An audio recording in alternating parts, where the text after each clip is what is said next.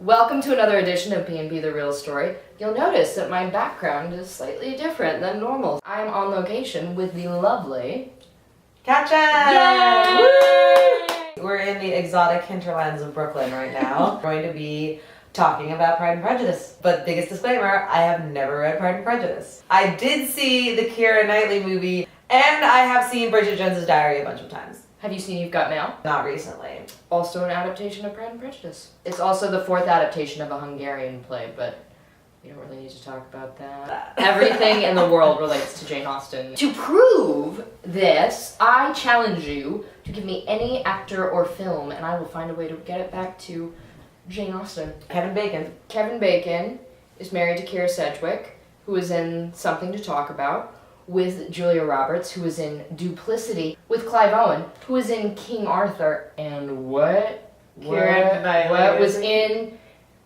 King Arthur? Oh, that's weird. And what was Keira Knightley in?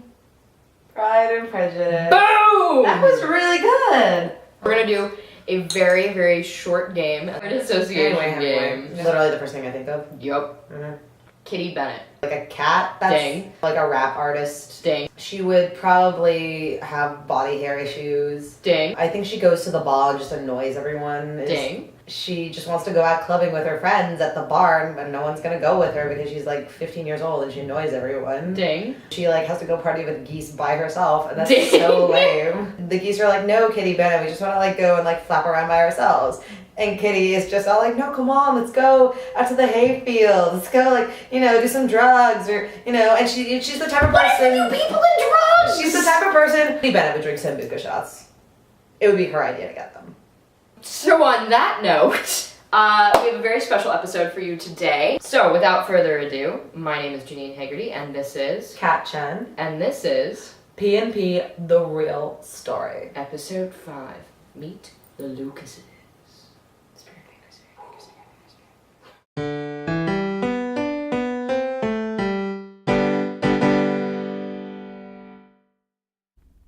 Chapter 5. Within a short walk of Longbourn lived a family with whom the Bennets were particularly intimate. Sir William Lucas had been formerly in trade in Meryton, where he had made a tolerable fortune and risen to the honour of knighthood by an address to the king during his mayoralty. The distinction had perhaps been felt too strongly. It had given him a disgust to his business and to his residence in a small market town, and quitting them both, he had removed with his family to a house about a mile from Meryton, denominated from that period Lucas Lodge, where he could think with pleasure of his own importance, and unshackled by business, occupy himself solely in being civil to all the world. For though elated by his rank, it did not render him supercilious. On the contrary, he was all attention to everybody. By nature inoffensive, friendly, and obliging, his presentation at St. James had made him courteous. Lady Lucas was a very good kind of woman, not too clever to be a valuable neighbour to Mrs. Bennet. They had several children. The eldest of them, a sensible, intelligent young woman, about 27, was Elizabeth's intimate friend. That the Miss Lucases and the Miss Bennets should meet to talk over a ball was absolutely necessary, and the morning after the assembly brought the former to Longbourn to hear and to communicate. "You began the evening well, Charlotte," said Mrs. Bennet with civil self-command to Miss Lucas. "You were Mr. Bingley's first choice." "Yes, but he seemed to like his second better." "Oh, you mean Jane? I suppose because he danced with her twice. To be sure, that did seem as if he admired her." "Indeed, I rather believe he did. I heard something about it, but I hardly know what. Something about Mr. Robinson." "Perhaps you mean what I overheard between him and Mr. Robinson. Did not I mention it to you?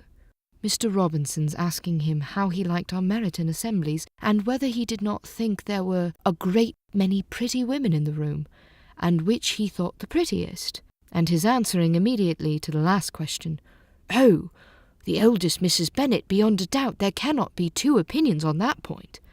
Upon my word! Well, that was very decided indeed. That does seem as if... But, however, it may come to nothing at all, you know." "My overhearings were more to the purpose than yours, Eliza," said Charlotte. Mr. Darcy is not so well worth listening to as his friend, is he? Poor Eliza, to be only just tolerable. I beg you would not put it into Lizzie's head to be vexed by his ill treatment, for he is such a disagreeable man that it would be quite a misfortune to be liked by him. Mrs. Long told me last night that he sat close to her for half an hour without once opening his lips. Are you quite sure, ma'am? Is not there a little mistake? Said Jane. I certainly saw Mr. Darcy speaking to her. Aye, because she asked him at last how he liked Netherfield, and he could not help answering her. But she said he seemed very angry at being spoken to. Miss Bingley told me, said Jane, that he never speaks much unless among his intimate acquaintance. With them he is remarkably agreeable. I do not believe a word of it, my dear. If he had been so very agreeable, he would have talked to Mrs. Long. But I can guess how it was. Everybody says that he is ate up with pride, and I dare say he heard somehow that Mrs. Long does not keep a carriage, and had come to the ball in a hack chaise. I do not mind his not talking to Mrs. Long, said Miss Lucas, but I wish he had danced with Eliza. Another time, Lizzie, said her mother, I would not dance with him if I were you. I believe, ma'am, I may safely promise you never to dance with him. His pride, said Miss Lucas, does not offend me so much as pride often does, because there is an excuse for it. One cannot wonder that so very fine a young man, with family, fortune, everything in his favour, should think highly of himself. If I may so express it, he has a right to be proud. That is very true, replied Elizabeth, and I could easily forgive his pride if he had not mortified mine. Pride, observed Mary, who piqued herself upon the solidity of her reflections, is a very common failing, I believe. By all that I have ever read, I am convinced that it is very common indeed, that human nature is particularly prone to it, and that there are very few of us who do not cherish a feeling of self-complacency on the score of some quality or other, real or imaginary. Vanity and pride are different things, though the words are often used synonymously. A person may be proud without being vain. Pride relates more to our opinion of ourselves, vanity to what we would have others think of us. If I were as rich as Mr. Darcy, cried a young Lucas who came with his sisters, I should not care how proud I was. I would keep a pack of foxhounds and drink a bottle of wine every day.